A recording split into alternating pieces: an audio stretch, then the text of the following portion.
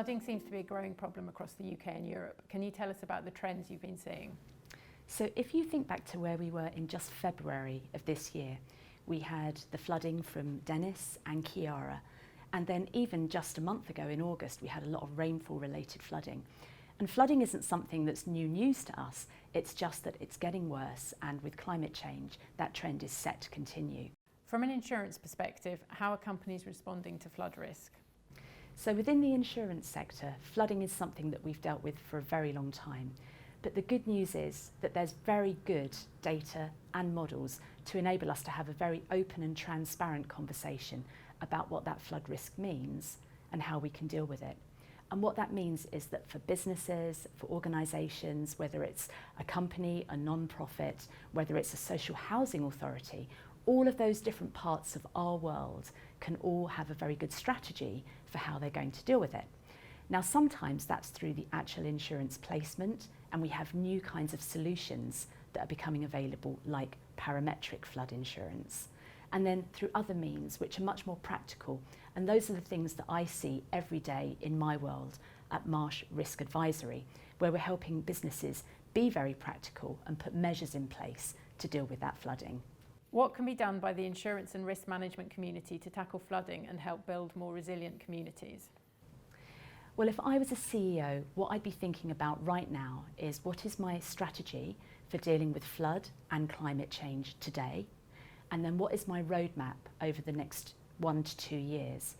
Now, the reason I draw attention to that is because back in 2019, the UK government launched its green finance strategy. And with that, there are some new rules and regulations that will be coming to do with climate reporting. And of course, flood is one element of that. So then put measures in place, develop a flood emergency response plan, rather like a crisis plan. Or it may be that I've been flooded and I want to recover resiliently from that flood. If that was the case, we at Marsh have some resilience wordings that can often help with that. And why would you want to build back the same with the risk that a flood could happen again? So there's a code of practice that was launched by the UK government in February. I was part of the Flood Resilience Roundtable that helped develop that code over the last 3 years. And that governs good practice for flooding. And it covers what we call resilience, which considers resistance or holding back the water, but also the concept of recoverability, where, for example, a property floods on a Friday, but then how can it be back up and running again on a Monday? And there are certain measures and activities that we can put in place to mean that that's the case. So that's the here and now and how we might be coping with flooding today as a Chief Risk Officer. But let's look forward for a couple of years. What do we see coming? Well, in 2021, we see the Bank of England stress tests coming. So for financial institutions, they will be reporting on their climate change risk, which includes flooding.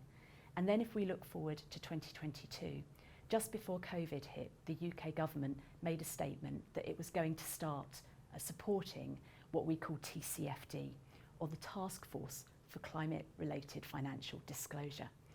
A lot of words, but what that means is that publicly traded companies and large organisations who own a lot of assets are going to be called upon to measure and show and demonstrate what climate and flooding is going to mean for them. So if I was a Chief Risk Officer, I'd be preparing my roadmap today for how I'm going to cope with preparing for that in 2020, 2021, all the way through to 2022.